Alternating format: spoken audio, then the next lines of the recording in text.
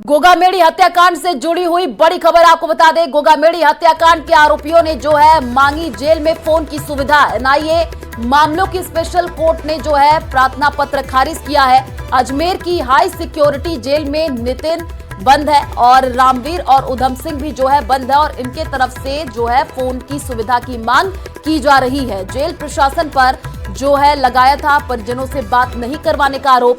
Court ने कहा कि जेल प्रशासन ने उधम सिंह के परिजनों से फोन पर बात करवाई। वहीं नितिन फौजी और रामवीर ने जेल प्रशासन को जो है प्रार्थना पत्र नहीं दिया था। आरोपियों ने जेल प्रशासन पर बेवजह जो है फोन पर बात नहीं करने के आरोप लगाए हैं। तो ये बड़ी जानकारी आपको दे रहे हैं गोगामेड़ी हत्याकांड से जुड़ी हुई। और ज्यादा जानकारी के लिए संवाददाता विष्णु हमारे साथ जुड़ चुके हैं। विष्णु, जो आरोपी है अब उनके तरफ से फोन की सुविधा की मांग की जा रही है। देखिए, बिल्कुल सुखदेव सिंह गोगामेड़ी हत्याकांड के जो आरोपी हैं उनको अजमेर के हाई सिक्योरिटी जेल में बंद किया गया है और विधि विरुद्ध क्रियाकलाप जो निवारण एक्ट है उसके तहत ये लोग हाई सिक्योरिटी जेल में बंद है और इसीलिए इनको फोन की सुविधा भी नहीं दी गई थी। तो पिछले दिनों इन जो आरोपी हैं नितिन फौजी, रामवीर, उधम सिंह, इन्होंने आरोप लगाया कि जेल प्रशासन उनको उनके परिजनों से एसटीडी के जरिए परिजनों से बातचीत नहीं करवा रहा है। साथ में प्रताड़ित करने के आरोप भी लगाए थे और फोन की सुविधा दिलवाने के लिए विशेष अदालत में प्रार्थना पत्र दायर किया था। लेकिन कोर्ट ने इन सभी आरोपों को झूठा मानते हुए और साथ में गंभीर आरोपों में जेल में बंद होने की वजह से इस प्रार्थना पत्र को कोर्ट ने खारिज कर दिया। और ऐसे में जो कई दलीलें जेल प्रशासन की ओर से भी दी गई थी, तो आखिरकार कोर्ट ने तीनों आरोपियों की जो प्रार्थना पत्र है उसको खारिज कर दिया। और ये भी बताया कि इसमें से जो उधम सिंह है उसके परिजनों से जेल में पहले बात करवाई गई थी, लेकिन उसके बाद ऐसा कोई प्रार्थना पत्र नहीं दिया गया। तो कई चीजें कोर्ट में रखी गई, जिसके बाद कोर्ट ने इस प्रार्थना पत्र को खारिज कर दिया है। जी शुक्रिया विष्णु, तमाम जानकारी साझा करने के लिए। और अलवर से बड़ी खबर आपको बता दें, रैनी पुलिस ने गौवंश से भरा ट्रक पकड़ा है। दिल्ली मुंबई एक्सप्रेसवे पर गौवंश से भरा ट्रक पकड़ा गया है। पुलिस ने ट्रक को जब्त करके 24 गौवंशों को मुक्त कराया है। सभी गौवंश को राजगढ़ स्थित भोरंगी गौशाला में छोड़ा गया है। दौसा से दिल्ली की ओर जो है ये ट्रक जा रहा था, गौवंश से भरा ट्रक। पुलिस को जैसे ही पुलिस ने इस पूरे मामले की जानकारी पुलिस को मिली तो पुलिस को देख करके अंधेरे का फायदा उठा करके चालक जो है वो फरार हुआ। रैनी पुलिस ने वाहन को जब्त कर केस दर्ज कर ली है। जांच अब इस पूरे मामले की शुरू कर दी गई है। तो अलवर के रैनी से ये बड़ी जानकारी आपको दे रहे हैं। 3 तस्वीरें टीवी स्क्रीन पर है। पहली तस्वीर देखिए, ये जो आपको ट्रक नजर आ रही है इसी में जो है गौवंश गौशाला में जो है छोड़ा गया है। भर करके लेकर के जा रहे थे। पुलिस को देख करके अंधेरे का फायदा इन्होंने उठाया। और ज्यादा जानकारी के लिए संवाददाता नितिन हमारे साथ जुड़ चुके हैं। नितिन, पुलिस को जैसे ही देखे उसके बाद से ये लोग फरार हो गए, पुलिस की तरफ से क्या कार्रवाई पूरे मामले में की जा रही है?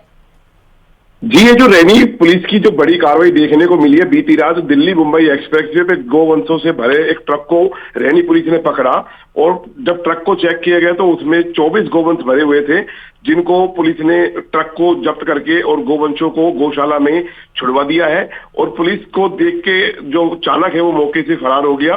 पुलिस ने ट्रक को जो है थाने पे खड़ा कर लिया है। साथ ही जो गौशाला में जो गायों को छुड़वा दिया गया है और दौसा की तरफ से ही जो ट्रक है दिल्ली की ओर जा रहा था और इसमें अंदर जो गोवंश भरे हुए थे और गोवंश को देखने के बाद में उनको तत्काल जो है ट्रक को पकड़ा और पकड़ने के बाद में जो है ट्रक को जब्त कर लिया गया। बिल्कुल नितिन, बड़ी कार्रवाई पुलिस की तरफ से की गई है, आप नजर बना करके रखिए। और निमराना से बड़ी खबर आपको बता दें, औद्योगिक क्षेत्र में निजी कंपनी में आग लग गई है। थर्माकोल होने के चलते आग ने विकराल रूप ले लिया है। आसपास के इलाकों से जो है कई फायर ब्रिगेड पहुंची है और आग लगने से करोड़ों रुपए का नुकसान भी हुआ है। कंपनी में थर्माकोल से पैकिंग का कार्य होता था और आग लगने की घटना सामने आई। तस्वीरें आपको टीवी स्क्रीन पर दिखा रहे हैं। निमराना की ये तस्वीर आप देखिए। आग लगने के बाद जो है आग विकराल रूप लेती हुई नजर आई, क्योंकि थर्माकोल होने के चलते आग ने जो है विकराल रूप ले लिया। आसपास के इलाकों से फायर ब्रिगेड की गाड़ियां मौके पर पहुंची, आग पर काबू पाने की कोशिश की गई। आग लगने से करोड़ों रुपए का नुकसान हुआ है। कंपनी में थर्माकोल से पैकिंग का कार्य होता था और अभी फिलहाल जो तस्वीर आपको दिखा रहा है ये कंपनी की तस्वीर है। आप देखिए इसमें कैसे ये भीषण आग लग गई। आग की लपटें तेज होती हुई अफरा तफरी का माहौल देखने को मिला। जैसे ही सूचना मिली तो आसपास के इलाकों से जो है फायर ब्रिगेड की गाड़ियां मौके पर पहुंची। आग पर काबू पाया गया। थर्माकोल होने के चलते आग ने विकराल रूप ले लिया। औद्योगिक क्षेत्र में निजी कंपनी में ये आग लगी है। और इसी खबर पर ज्यादा जानकारी के लिए नितिन हमारे साथ जुड़ चुके हैं। नितिन, तस्वीरें दिखा रहे हैं, आग विकराल रूप लेती हुई नजर आई, ये आग लगी कैसे? जी, ये नीमराना गिलोट का औद्योगिक क्षेत्र है जहां पर परमार थर्मोपैकिंग के नाम से कंपनी है, जिसमें बीती रात भीषण आग लग गई थी। लेकिन आग के भी कारणों का पता नहीं चला है कि किस कारण से आग लगी है। इस पूरे मामले को लेकर पुलिस प्रशासन जांच करने में जुटा हुआ है। वहीं गिलोट औद्योगिक क्षेत्र में आग लगने की सूचना के बाद में दमकल की जो गाड़ियां हैं तत्काल मौके के लिए रवाना कर दी गई थी और आग पर काबू पाने का प्रयास किया गया।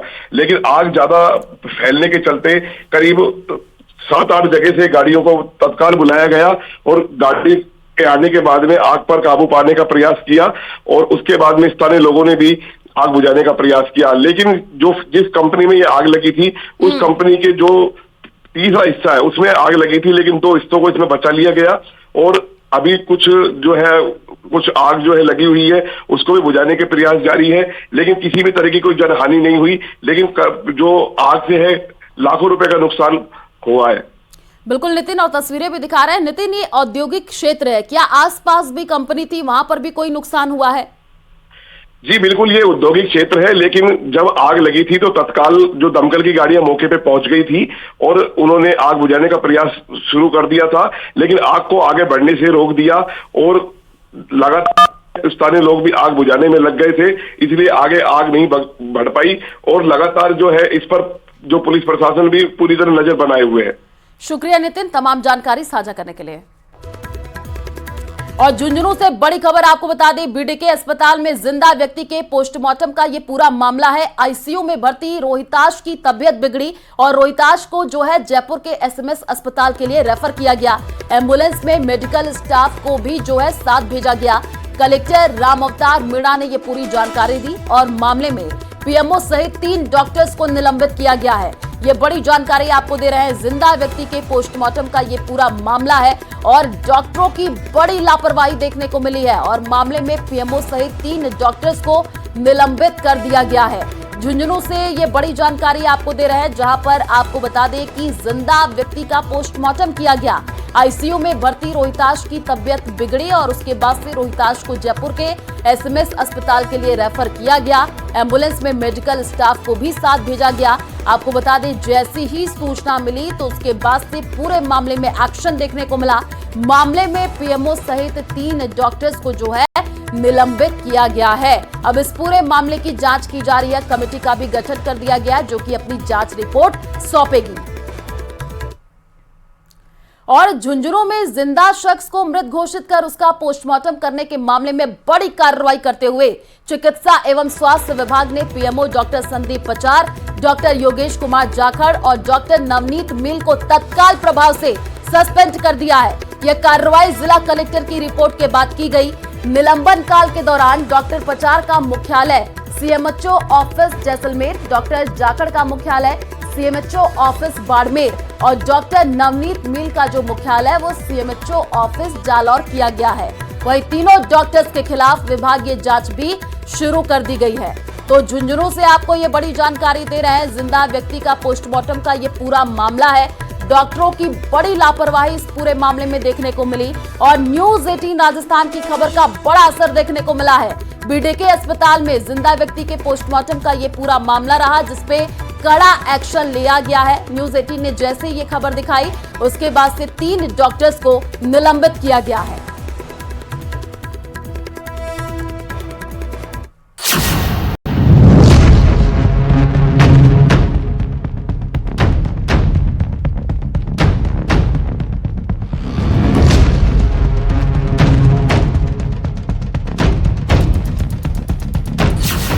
चिता पर जिंदा हुआ व्यक्ति,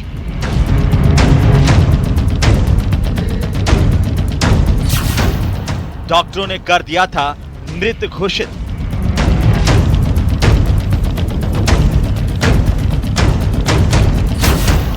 डीप फ्रीजर में भी रखा गया था।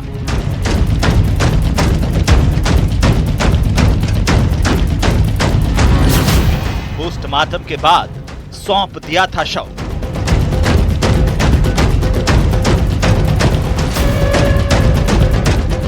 झुंझुनू में एक अजीबोगरीब मामला सामने आया है। एक शख्स शमशान घाट में चिता पर पहुंचकर जिंदा हो गया। उसकी सांसें चलने लगी। इसके बाद उसे तुरंत ही एम्बुलेंस बुलाकर बीडी के अस्पताल पहुंचाया गया। बीडी के अस्पताल के डॉक्टरों ने इस व्यक्ति को मृत घोषित कर दिया था। इसके बाद ये कहा जा रहा है कि बॉडी को मॉर्चरी में शिफ्ट किया गया। करीब 2 से 2.5 घंटे तक इस बॉडी को डीप फ्रीजर में भी रखा गया था। इसके बाद बॉडी को सौंप दिया गया।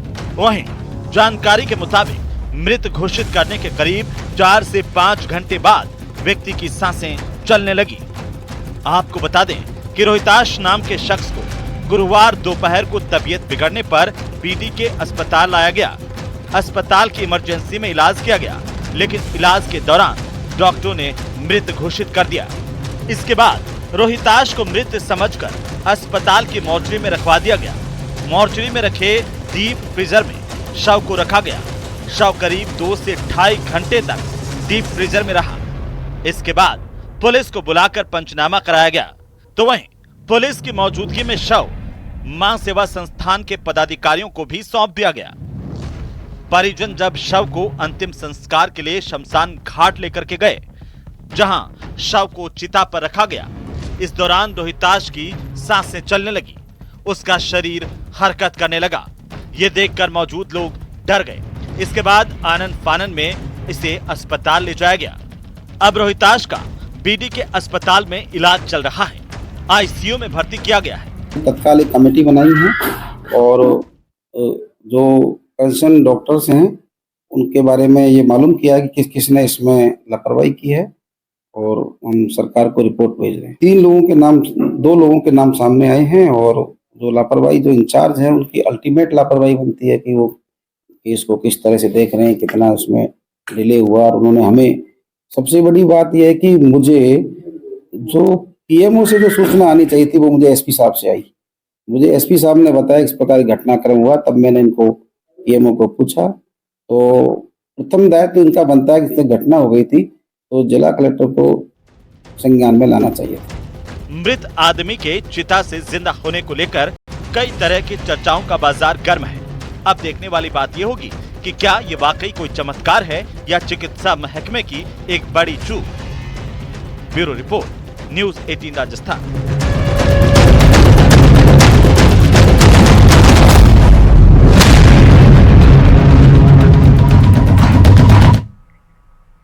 श्री गंगानगर से बड़ी खबर आपको बता दें, भारत पाक बॉर्डर पर बीएसएफ को मिला ड्रोन। अंतर्राष्ट्रीय सीमा क्षेत्र में 6 सी नहर दुल्लापुर केरी के पास जो है ड्रोन मिला है। बीएसएफ ने पाकिस्तान से आया ड्रोन जब्त कर लिया है। आपको बता दें कि हिंदू मलकोट थाने में बीएसएफ जो है मामला दर्ज और तस्वीरें भी सामने आई है। ये ड्रोन की तस्वीर आई है। आपको बता दें कि भारत पाक बॉर्डर पर जो है ड्रोन देखने को मिला है। बीएसएफ को ये ड्रोन मिला है।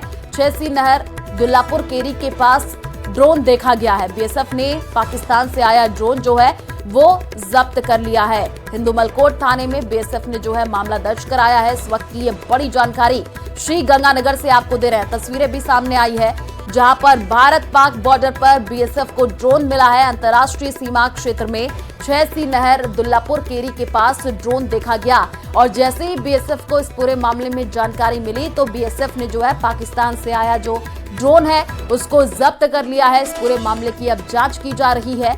आखिर ये ड्रोन कैसे आया, आपको बता दें कि हिंदू मलकोट थाने में बीएसएफ ने मामला दर्ज करा दिया। इस पूरे मामले की अब जांच पड़ताल तेज कर दी गई है। तो श्री गंगानगर से ये बड़ी जानकारी, तस्वीर भी टीवी स्क्रीन पर आपको दिखा रहे हैं। ये जो ड्रोन आपको दिख रहा है ये भारत पाक बॉर्डर पर ड्रोन देखा गया है। बीएसएफ ने पाकिस्तान से आया ये ड्रोन जब्त कर लिया है। ज्यादा जानकारी के लिए संवाददाता अशोक हमारे साथ जुड़ चुके हैं। अशोक, ड्रोन की तस्वीरें दिखा रहे हैं जो कि देखी गई, बीएसएफ ने मामला दर्ज करा लिया है, क्या कुछ अपडेट है पूरे मामले में? देखिए आयुषी, सीमा पार पाकिस्तान से आई संदिग्ध ड्रोन को फिलहाल जांच के लिए जोधपुर भेजा गया है और जो बीएसएफ के द्वारा हिंदू मलकोट थाने में मामला दर्ज कराया गया है। अज्ञात तस्करों के खिलाफ उस पर हिंदुमल कोट पुलिस के द्वारा जांच भी शुरू कर दी गई है। संभावना ये भी जताई जा रही है कि सीमा पार पाकिस्तान से आए ये ड्रोन हेरोइन ड्रॉप कर चुका था, लेकिन जब वापस पाकिस्तान की तरफ लौट रहा था तो भारतीय सीमा में गिर गया।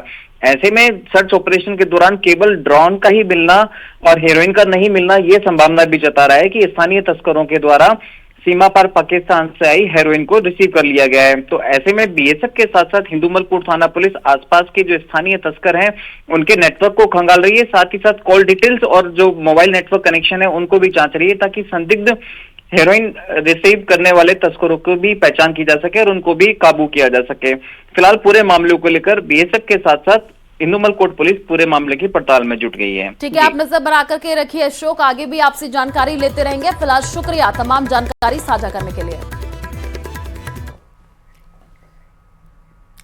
प्रसिद्ध हिल स्टेशन माउंट आबू में नवंबर माह की शुरुआत के साथ ही सर्दी ने अपना असर दिखाना शुरू कर दिया है। माउंट आबू में सर्दी ने जोर पकड़ लिया है। न्यूनतम तापमान में भी लगातार गिरावट देखने को मिल रही है और गिरते हुए तापमान की वजह से कहीं न कहीं सामान्य जनजीवन भी प्रभावित होता हुआ नजर आ रहा है। शुक्रवार का तापमान -1 डिग्री तक पहुंच गया। यहाँ घरों के बाहर खड़ी गाड़ियों की छत पर बर्फ जम गई।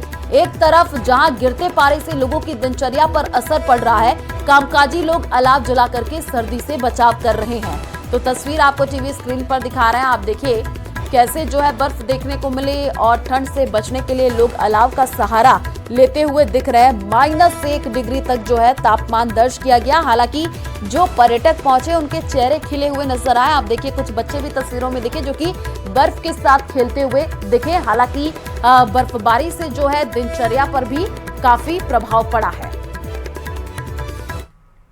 और खबर जैसलमेर के रामदेवरा से है। यहाँ एक सोने चांदी के व्यापारी के घर के बाहर से एक युवक ने उसे विश्वास में लेकर के वाहन और उसमें रखे करीब 50 लाख के सोने चांदी के जेवरात से भरा बैग लेकर के फरार हो गया।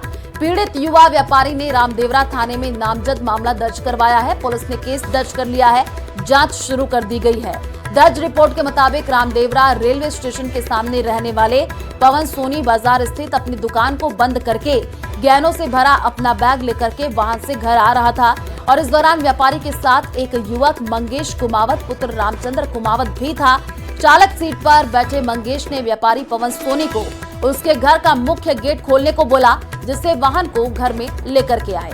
और आपको बता दें कि व्यापारी पवन सोनी के वाहन से नीचे उतरते ही मंगेश कुमावत वाहन को सोने चांदी से भरे बैग सहित लेकर के फरार हो गया।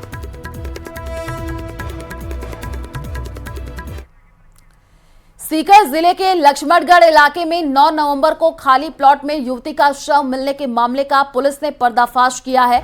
पुलिस ने इस मामले में एक आरोपी को गिरफ्तार किया है और आरोपी की पहचान डिडवाना धरुराम भोपा के तौर पर हुई है। पुलिस के मुताबिक आरोपी युवती की हत्या कर फरार हो गया था और उसके बाद से लगातार उसकी तलाशी की जा रही थी।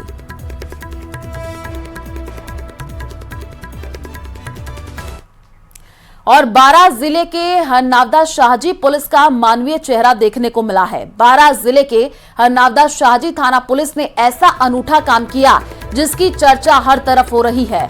दरअसल पुलिस कर्मियों ने थाने में कार्यरत सफाई कर्मचारी गोपाल की 2 बेटियों की शादी में 51,000 रुपए नगद, कपड़े और अन्य उपहार देकर के मायरा भरा।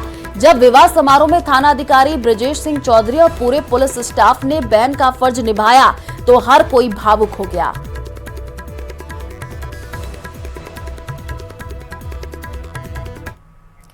राजस्थान विद्युत उत्पादन निगम के थर्मल प्लांट में ज्वाइंट वेंचर प्रणाली के विरोध में Kota super thermal power station में अधिकारियों और कर्मचारियों का प्रदर्शन भी जारी है।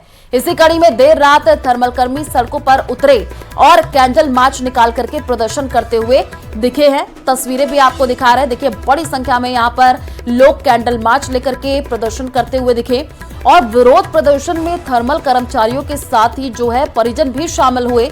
इस दौरान उन्होंने संयुक्त उद्यम प्रणाली को निरस्त करने की मांग उठाई और आज संघर्ष समिति द्वारा संयुक्त उद्यम के किए गए MOU के प्रतियों की होली जलाई जाएगी।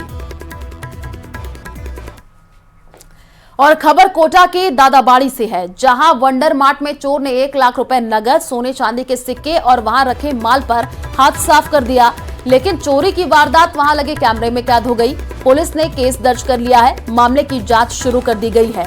सीसीटीवी फुटेज के आधार पर चोर की तलाशी की जा रही है।